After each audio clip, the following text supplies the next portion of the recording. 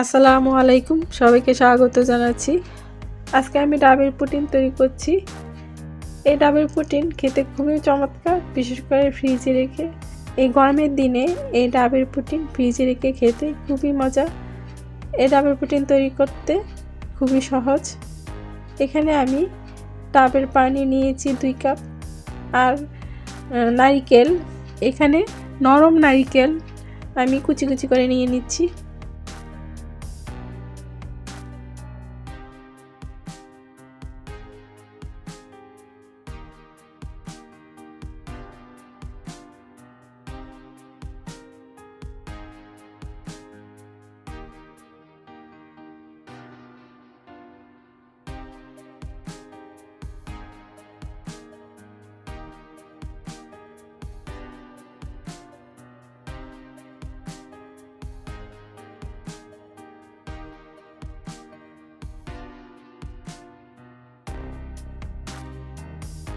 এখন আমি ডাবের পানি চুলায় দিয়ে দিচ্ছি।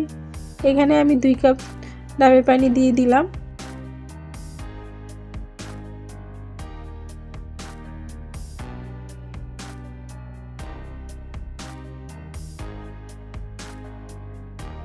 তিন টেবিল চামচ আমি চিনি দিয়ে দিচ্ছি।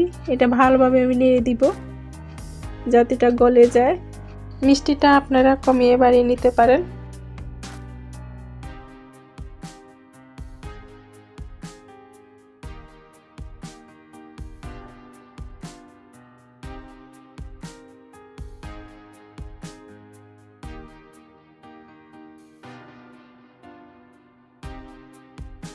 চিনিটা গলে গেছে।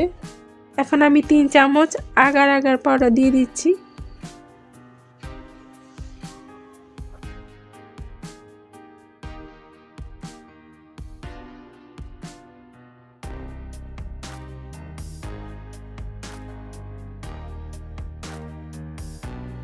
আগার আগার পাউডার দেওয়ার পর অনবরত নেড়ে যেতে হবে।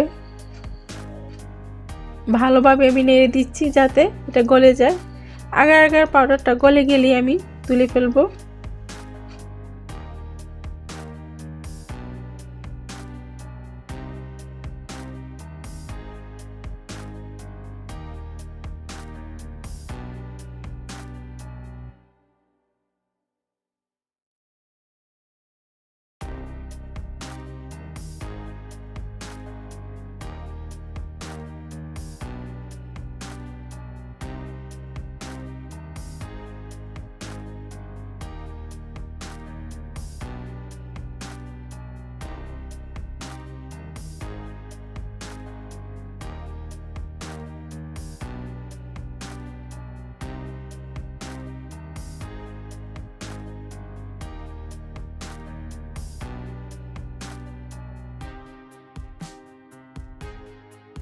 আমি 5 মিনিটের মতো ডাবের পানিটা জাল দিয়ে নিয়েছি, আর আগার আগার পাউডারও গলে গেছে। এটা হয়ে গেছে, আমি তুলে ফেলছি। এখানে আমি একটি কেকের মল নিয়েছি। এখন আমি ডাবের পানি ঢেলে দিচ্ছি।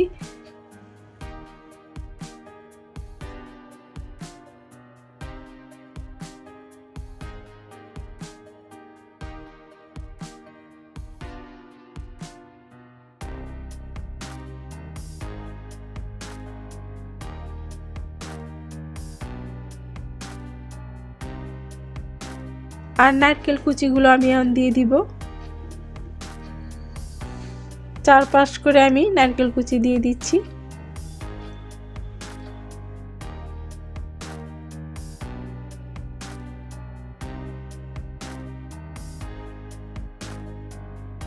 এই পুডিংটা সেট হওয়ার জন্য এখন অপেক্ষা করতে হবে। এটা ঠান্ডা হয়ে গেলে আমি ফ্রিজে 1 ঘন্টা রেখে দিব। এটা ঠান্ডা হওয়ার পর আমি 1 ঘন্টা ফ্রিজে রেখে দিয়েছিলাম। এখন নামিয়ে নিয়েছি। এটা সেট হয়ে গেছে। এখন আমি এটা চারপাশ ছুঁই দিয়ে একটু আলগা করে নিচ্ছি।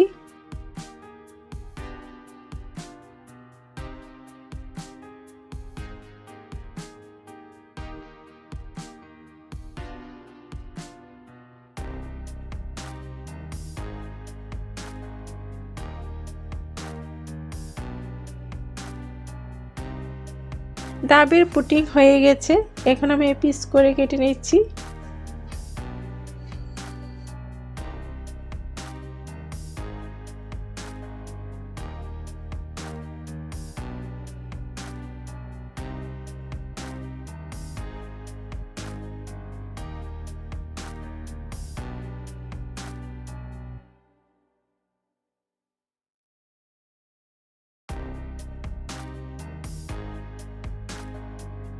এই ডাবের পুডিং খেতে খুবই মজা, আপনারা বানিয়ে খেয়ে দেখবেন। আমার রেসিপিটি ভালো লাগলে অবশ্যই সাবস্ক্রাইব করবেন। এখন রাখছি, আল্লাহ হাফেজ।